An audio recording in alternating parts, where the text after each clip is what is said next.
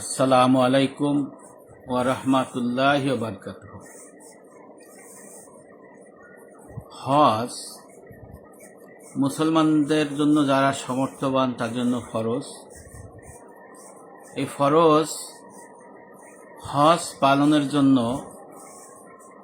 যে এলেম দরকার সে এলেম শিক্ষা করাও ফরজ।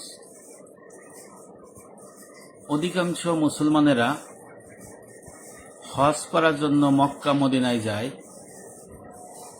মক্কা শরীফে যায়, কাবা শরীফে যায়, মিনায় যায়, আরাফায় যায়, মুজদলিফায় যায়, সাফা মারওয়ায় যায়, কিন্তু অধিকাংশেরই হজ পরিপূর্ণভাবে হয় না। এর কারণ হলো এলেম না জানার কারণে, তাকওয়া হাসিল না করার কারণে, পরিপূর্ণ দ্বীন ইসলামের এলেম না জানার কারণে, আমল না করার কারণে। যে কারণে একজন মুসলমানের আজম্য স্বপ্ন থাকে পবিত্র বাইতুল্লাহ শরীফ জিয়ারত করা, হজ করা, তারপরে আমার নবী মুহাম্মদ সাল্লাল্লাহু আলাইহি ওয়াসাল্লামের রওজা শরীফ জিয়ারত করা, নবীকে সালাম দেয়া।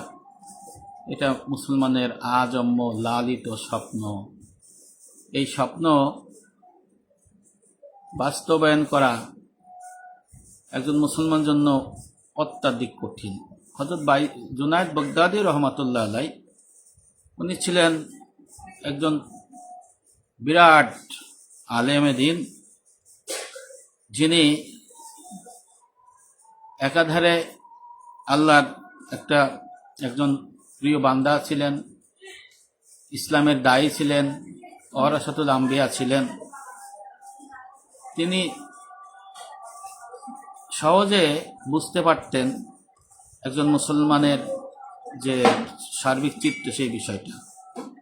তো ওনার কাছে এক মুসলমান হজ করে এসেছিলেন, তার সাথে যে কথোপকথন হয়েছিল সেটাও আপনাদের আমি জানাবো, তখন বুঝতে পারবেন আসলে মূল হজ কি। এই জন্য পবিত্র মক্কা, মিনা, আরাফা, মুজদালিফা, সাফা, মারওয়াতে ঘোরাঘুরি করলেই হজ হয় না। হজ কবুলের জন্য দরকার পরিপূর্ণ দ্বীন ইসলামের এলেম শিক্ষা, আমল করা, আল্লাহ পাকের সমস্ত আদেশ নিষেধ পালন করা এবং তাকওয়া অর্জন করা। তাকওয়া অর্জন ছাড়া, আত্মশুদ্ধি ছাড়া সে তার কখনোই হজ, নামাজ, রোজা, কুরবানি এগুলো কবুল হয় না। এগুলো নিষ্ফল এবং বেকার। যে কারণে আল্লাহ রসুল বলেছেন হাদিস শরীফে, শেষ জমানায় 4টি উদ্দেশ্য নিয়ে মানুষ হজে যাবে, 4 শ্রেণীর লোক। প্রথম হলো রাজা, বাদশাহ, শাসকগণ যাবে, বড় লোকরা যাবে দেশ ভ্রমণের জন্য, পর্যটনের জন্য, আবার হজও করতে যাবে। ধনী বিত্তশীলরা যাবে ব্যবসা বাণিজ্যের জন্য, ব্যবসায়ীরা। আর কিছু আলেম যাবে সুনাম ও খ্যাতির আশায়। আর 4 নম্বর হলো ফকির মিসকিন যাবে, অভাবী লোক যাবে ভিক্ষাবৃত্তির জন্য। এই জন্য যারা হজে গেছেন তাদের কাছে শুনবেন আশেপাশের লোক কেমন ওখানে হজ করে আচরণ করে, আবার যারা হজ করে দেশে আসে তারা কেমন কি করে সেটাও আপনারা দেখতে পারবেন। এর কারণ হলো হজ সঠিকভাবে না করা, তাকওয়া অর্জন না করা। আফসোস, আমাদের হজের সফরে বেশিরভাগ মুসলমান থাকা, খাওয়া, আরাম, আয়েশ নিয়েই ব্যস্ত থাকে, ঝগড়া বিবাদ, গালাগালি নিয়েই, চগলখড়ি নিয়েই ব্যস্ত থাকে। হজের সোনালী মৌসুম পার করে বাংলাদেশে ফিরে আসে, হজ সে নামে হাজি হয়ে যায় কিন্তু খালি হাতে ফিরে আসে অনেকেই। আর অনেকেই এসে হাজি সাহেবও শাসতে চায়। অনেকে আল্লাহর ফরজ বিধিবিধান পালন করে না, ওয়াজিব পালন করে না, তারাও হজে যায়, এসে হাজি সাহেব সাজে। যাক, আমি একটা চমৎকার একটা ঘটনা, বুস্তানুল মুহাদ্দিসিন হযরত শাহ আব্দুল আজিজ মুহাদ্দিস দেহলভী রহমাতুল্লাহ আলাইহির কিতাব ইমাম জাহাবি রহমতুল্লাহ বর্ণনা করেছেন, অন্যান্য কিতাবে এসেছে যে ওয়ারাসাতুল আম্বিয়া জুনায়েদ বাগদাদী রহমাতুল্লাহ আলাই এর কাছে এক হাজী সাহেব আসলেন। সে হাজী সাহেব জুনায়েদ বাগদাদী রহমাতুল্লাহ আলাইহির সাথে কথোপকথন যে করলেন তার থেকে আমাদের কিছু শিক্ষা রয়েছে। হযরত জুনায়েদ বাগদাদী রহমাতুল্লাহ আলাইহির কাছে সদ্য প্রত্যাগত এক হাজী আগমন করলেন। হযরত জুনায়েদ বাগদাদী রহমাতুল্লাহ আলাইহি ওই ব্যক্তিকে জিজ্ঞেস করলেন, তুমি কোথা থেকে এসেছো? সে উত্তর করলো, আমি হজের সফর থেকে এসেছি। সে বাইতুল্লাহ সফর করে এসেছিল, বাইতুল্লাহ জিয়ারত করে এসেছিল। তার চোখে মুখে চেহারা আদবে আখলাকের কোনো ছাপ ছিল না। জুনায়েদ বাগদাদী এটা বুঝতে পারলেন। হযরত জুনায়েদ বাগদাদী রহমাতুল্লাহ আলাইহি তাকে জিজ্ঞেস করলেন, তুমি কোথা থেকে এসেছো? সে উত্তর করলো, হুজুর আমি হজ করে এসেছি। হযরত জুনায়েদ বাগদাদী রহমাতুল্লাহ আলাইহি হতবাক হয়ে জিজ্ঞেস করলেন, তুমি কি হজ করেছো? আগন্তুক বললেন, জি হ্যাঁ, আমি হজ করে এসেছি। হযরত জুনায়েদ বাগদাদী রহমাতুল্লাহ আলাইহি বললেন, তুমি যখন হজ করার নিয়ত থেকে বাড়ি থেকে বের হও তখন পাপাচার গুনাহ পরিত্যাগ করার নিয়ত সংকল্প করেছিলে কিনা? সদ্য ফেরত আসা ওই হাজী সাহেব আগন্তুক উত্তর করলেন, না হুজুর, আমি তো এই সম্পর্কে কোনো কিছুই চিন্তা করিনি। তখন জুনায়েদ বাগদাদী রহমাতুল্লাহ আলাইহি বললেন, তুমি তো হজ করার জন্য বাড়ি থেকেই বের হও নাই। এরপরে জুনায়েদ বাগদাদী রহমাতুল্লাহ আলাইহি বলেন, আচ্ছা, হজের সফরে তুমি যে সমস্ত মঞ্জিল, যে সমস্ত ঘাটি, যে সমস্ত স্থান অতিক্রম করেছো একের পর এক, সেই সমস্ত স্থানে রাত অতিবাহিত করেছো, তখন তুমি কি আল্লাহর নৈকট্য লাভের মঞ্জিল এবং সে পথের ঘাটি সমূহ অতিক্রম করার নিয়ত করেছিলে কি? আগন্তুক জুনায়েদ বাগদাদী রহমাতুল্লাহ আলাইহি বললেন, না হুজুর, আমি তো এমন কোনো প্রতিজ্ঞা করিনি, এমন নিয়ত করিনি। হযরত জুনায়েদ বাগদাদী রহমাতুল্লাহ আলাইহি বললেন, বাছা, তাহলে তো তুমি আল্লাহর ঘরের দিকে ভ্রমণ করছো আর ভ্রমণ না করছো একই কথা। অর্থাৎ তুমি তো আল্লাহর ঘরের দিকে সব অন্যান্য মঞ্জিল অতিক্রমই করো নাই।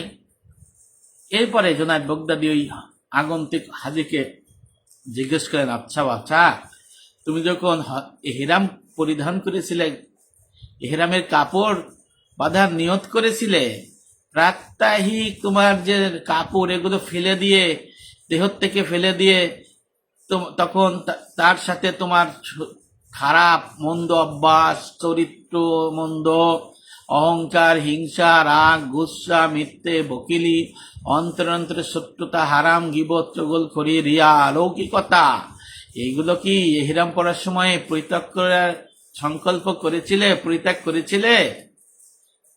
আগন্তুক হাজী সাহেব বললেন, আমি তো সেই দিক খেয়ালই করিনি হুজুর। জুনায়েদ বাগদাদী রহমাতুল্লাহ আলাইহি তখন বললেন, বাছা, তাহলে তো তুমি ইহরাম গায়েই দাওনি, তোমার ইহরাম বাঁধা ঠিক হয় নাই।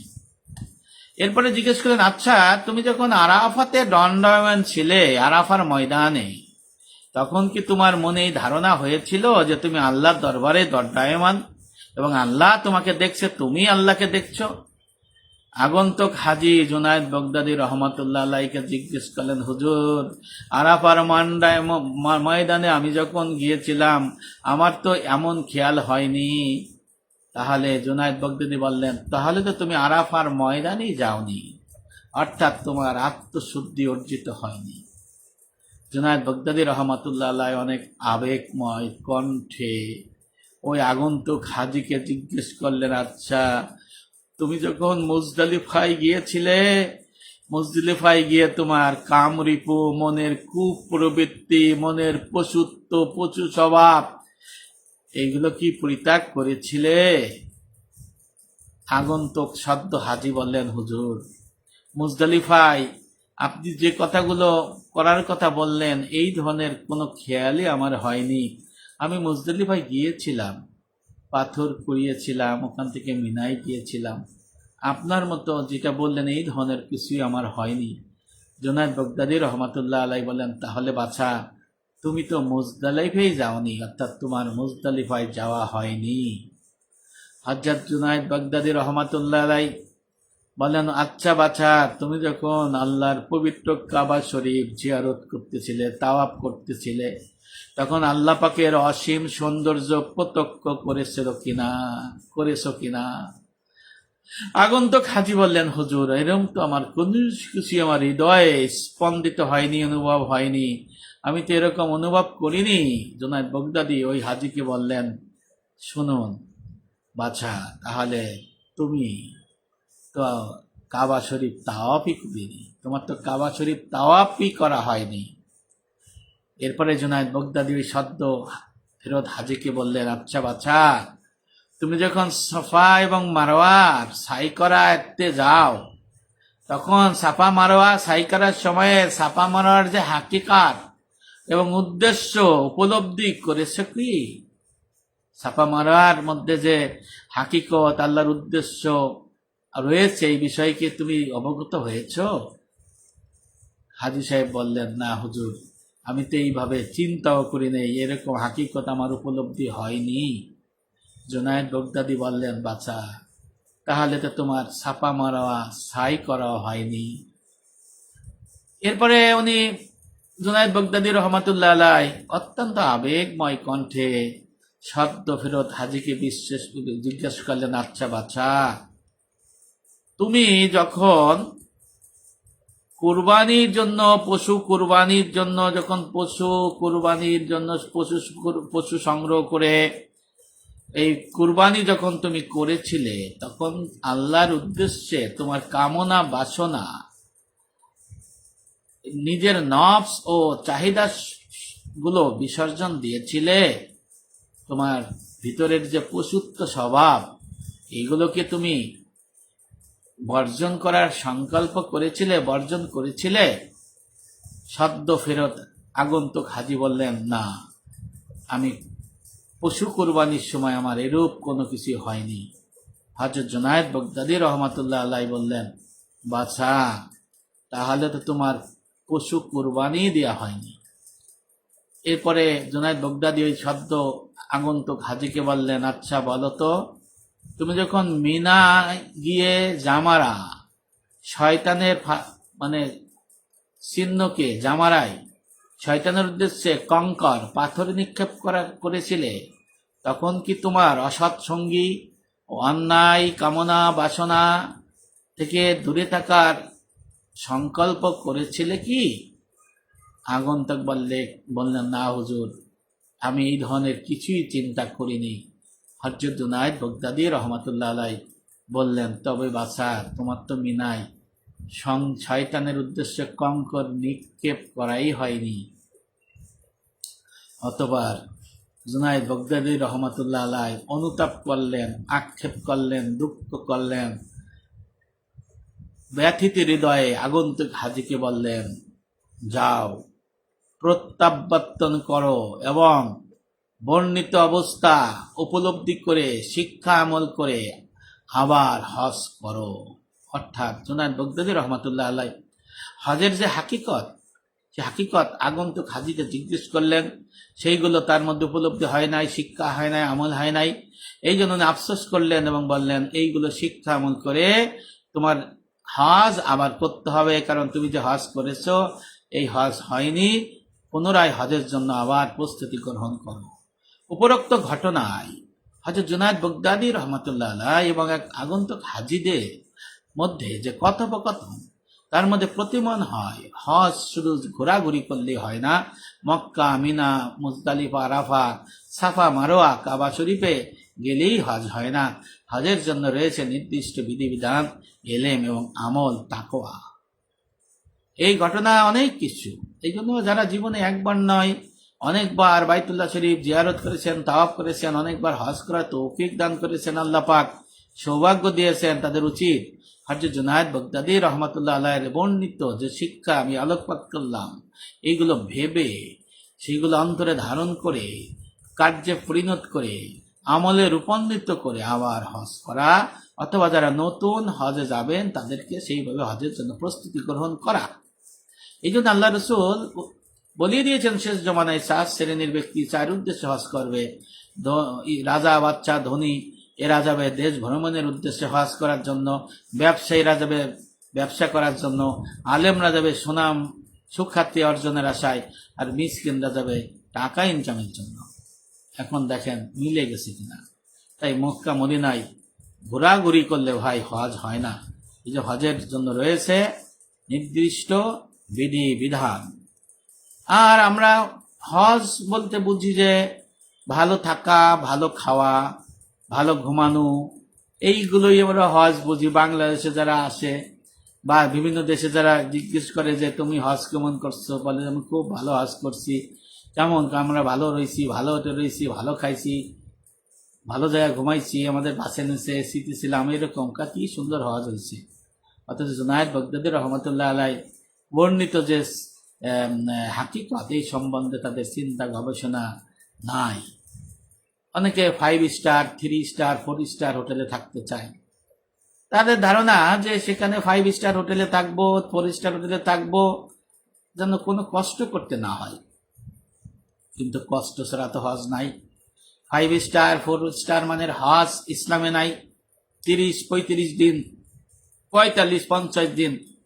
একটু সাধারণ মানুষের মধ্যে হন না, ক্ষতি কি দরকার 5 স্টার, 4 স্টার, 3 স্টার ভালো মনের হোটেলে থাকা? কি দরকার বুফে খাবার খাওয়া? কি দরকার আরাম আরামসে থাকা? আপনারা একটু সাধারণ ফকিরি বেশ ধারণ করেন না, করা তো লাগবেই। কিন্তু আপনাদের সেদিকে খেয়াল নাই। বাংলাদেশ থেকে বা বিদেশ থেকে যারা যান, তারা আগে কোথায় থাকবেন, কেমন থাকবেন, কেমন খাবেন, কেমন ঘুরবেন, কেমন বেড়াবেন, এইটাই আপনারা রোজ রামচাই যারা হাজে নাই তাদের লিখে দেন যে এটা করলেই তাদের হজ সুন্দর হবে। এই জন্য মক্কা মদিনায় আপনারা যারা 4 স্টার, 5 স্টার, 3 স্টার হোটেলে ছিলেন, ভিআইপি ডেডিকেটেড বাসে মিনায় যাতায়াত করেছিলেন, আরাফায় গিয়েছিলেন, ঠান্ডা ঠান্ডা কুল তাবু, প্রশস্ত বিছানা, বাফেট স্টেশন খাবার, আনলিমিটেড চা কফি, ঝকঝকে তকতকে টয়লেট, আহ কি সুন্দর হজ, তাই না? ভিআইপি বাসে মিনা থেকে আরাফা গেছেন, গিয়ে দেখেন যে আগে থেকেই আরেকটা গ্রুপ তাবু দখল করে নিয়েছে। মোয়াল্লেমের কাছে কমপ্লেন করে বাধ্য হয় সেই তাবুতেই থাকতে হয়। আপনার জায়গা 2 সোফার মাঝখানে। যারা আগে সে সোফা দখল করেছে তারা সোফায় বসে থাকবে 5 স্টার তাবুতে, তাদের পায়ের কাছে থাকা জায়গা সন্দেহে থাকতে হবে। এলো 5 স্টার হোটেলে যারা থাকে তাদের, মানে তারা তাবুতে যাবে না। আরাফার দিন শ্রেষ্ঠ দিন। এই দিনের জন্য আপনার এত আয়োজন, কষ্ট করে টাকা পয়সা খরচ করে এসেছেন, অথচ মেজাজ আপনার বিগড়ে গেছে। দোয়া করবেন নাকি রাগারাগি করবেন? চোখের পানি ফেলাবেন নাকি অপরকে ঝগড়া করবেন? আল্লাহর কাছে রোনাজারি করবেন, নিজের গুনাহ মাফের জন্য কান্নাকাটি করে চোখের পানিতে দাড়ি বুক বাঁচাবেন, নাকি ঝগড়া করতে করতে, গিবত হারাম গিবত করতে করতে, তহমত করতে করতে আপনার সময় পার করবেন? এইবার দেখেন হিসাবটা এখানে। 5 স্টার হোটেল বা ভিআইপি প্যাকেজে যে সমস্ত হাজিরা চরম মেজাজ চরমে থাকায় অবস্থা আরাফা ময়দানে সারাদিন পার করে, মুজদালিফায় যখন আসে তখন এমন জায়গায় পৌঁছালেন, একদম টয়লেটের পাশে, টয়লেটের সামনে জায়গা নিলেন। 7 স্টার সার্ভিস নাই, নুড়ি পাথরের বিছানা, ওখানে খোলা আকাশের নিচে বালুর মধ্যে শুয়ে পড়লেন। আবার টয়লেটের দুর্গন্ধ, আপনার ঘুম হারাম হয়ে গেছে। চাইলেও আপনি 5 স্টার পাবেন না। মক্কা মদিনার 9 স্টার, 3 স্টার, 5 স্টার প্যাকেজের সব হাজিরা মুজদলিফায় এসে একাকার। একটি ছাদ, একটি স্থান, একই ধরনের বিছানা, রাজা ধনী দরিদ্র, শিক্ষিত অশিক্ষিত, এসিতে থাকা ব্যক্তি, গরমে থাকা ব্যক্তি, সব একাকার হয়ে গেল। তাদের ওখানে আর 5 স্টার নাই, 9 স্টার নাই, 7 স্টার নাই, সব একাকার। এলো মুজদালিফা, খোলা আকাশের নিচে বালু পাথরের উপরে বিছানা ছাড়া সেই তোষক ছাড়া, হোম ছাড়া, এসি ছাড়া, উপরে ছাদ ছাড়া খোলা আকাশে মিছে যাওয়াই হলো মুজদালিফা, আর এটাই হলো হজ। No 5 star, no 7 star, no 4 star, আর নো স্টার, সব একাকার হয়ে গেছে। এখন কিসের আপনারা 5 স্টারে যাবেন? আগে 5 স্টার হোটেলের দরকার কি? সাধারণ মানের হোটেলে যে ওখানে অভ্যস্ত হয়ে আল্লাহর আদেশ নির্দেশ পালন করে, এলমে তাসাউফের এলম শিক্ষা করে, আমল করে, পরিপূর্ণ দিনের এলম শিক্ষা করে, আমল করে, তাকওয়া অর্জন করে হজ করতে যাবেন। No selfie, no video, no ফটোবাজি, নো প্রচার, এগুলো করা যাবে না। মহান রব্বুল আমিন মহান রব্বুল আমিনের হাবিব হযরত মুহাম্মদ সাল্লাল্লাহু আলাইহি ওয়াসাল্লাম ইবনে মাজাহ শরীফ হাদিসে আমরা পেয়েছি, আল্লাহ রাসূল বলেছেন, আল্লাহুম্মা হাজ্জাতান লা রিয়া ফিহা ওয়ালা সুমআ। আল্লাহ রাসূল বলেছেন, আল্লাহ আমাকে এমন হজ দান করুন যে হজে থাকবে না রিয়া, অলৌকিকতা, মানুষ দেখানো আর সুনামের আশা, প্রশংসায় ভাষা। এমন হজ আল্লাহ আপনি আমাকে দিয়েন না। আল্লাহ আমি এই হজ থেকে মুক্ত চাই। আমার নবী কাতর কণ্ঠে চোখের পানি ফেলে আমার আল্লাহর কাছে দোয়া করেছেন। দূর থেকে আপনারা মুজদালিফায় দেখতে পারবেন মাশারিল হারাম মসজিদ। যে রাস্তা দিয়ে মুজদালিফায় ঢুকতে হয় সেটা অত্যন্ত জ্যাম। মুজদালিফার সীমানা পৌঁছানোর অনেক আগে বাস থেমে যায়, তারপরে অনেক কষ্টে সুষ্টে হাঁটতে হাঁটতে আপনার জীবন যায়। অনেক দূর হাঁটা লাগে, অনেক কিলোমিটারও হাঁটা লাগতে পারে। অবশেষে পৌঁছতে পারবেন সেই এক ছাদ, এক মানুষ, এক আত্মা, no star, 5 star, 4 star hotel, সব একাকার সেই মুজদালিফায়। নবী করিম সাল্লাল্লাহু আলাইহি ওয়াসাল্লাম মুজদালিফাতে পৌঁছলেন চোখের পানি নিয়ে। স্মৃতির আকাশে আপনি অনুভব করেন ভেসে আসবে মুজদালিফার প্রভাতে যখন উকুবে মুজদালিফা হয়ে যায়, আল্লাহ রসুল বললেন, হে বিলাল, জনমণ্ডলীকে নীরব হতে আদেশ করো। অতঃপর তিনি বলেন, আল্লাহ রসুল বলেন, অবশ্যই আল্লাহ তোমাদের এই মুজদালিফার অবস্থান ক্ষেত্রে তোমাদের উপর অনুগ্রহ বরকত বর্ষণ করেছেন। ফলে তোমাদের মধ্যে সৎশীল কামেল মুমিন ব্যক্তির কারণেই গুনাহগারকে প্রদান করেছেন বহু কিছু, আর সৎকর্মশীল লোকদের তাই প্রদান করেছে যা তারা তার নিকট আল্লাহর নিকট প্রার্থনা করেছে। আল্লাহর নাম নিয়ে এবার মিনার দিকে যাত্রা শুরু করো হে বেলাল। ইবনে মাজাহ শরীফের হাদিস। এই জন্য দেখবেন মুজদালিফায় যাও আমি নামাজ নিয়ে ঠেলাঠেলি, খাবার তো পায় না, এখন খাবার দেয়, খাবার নিয়ে ঠেলাঠেলি। সূর্য ওঠার আগে যাবে নাকি সূর্য ওঠার পরে যাবে, না একটু 5 মিনিট বসতে চায় না, সূর্য উদয়ের কিছুক্ষণ থাকা লাগে, তাও দৌড় শুরু করে।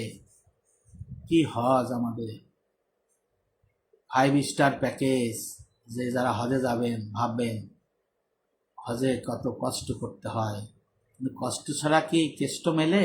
কষ্ট ছাড়া কি হজ হয়? হজ হয় না। এই জন্য 5 স্টার মানের হজ পরিপূর্ণ দিন ইসলামের মধ্যে নাই।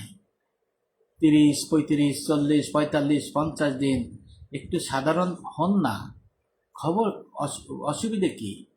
এইগুলো হলো হজের শিক্ষা। এইগুলোর থেকে আমাদের শিক্ষা নিতে হবে। এই জন্য শুধু মক্কা, কাবা, মিনা, আরাফা, মুজদালিফা, সাফা, মারোয়া, আবার মিনা ঘোরাঘুরি করলেই হজ হয় না। হজের রয়েছে নির্দিষ্ট বিধিবিধান। সবাই ভালো থাকবেন। আসসালামু আলাইকুম ওয়া রাহমাতুল্লাহি ওয়া বারাকাতুহু।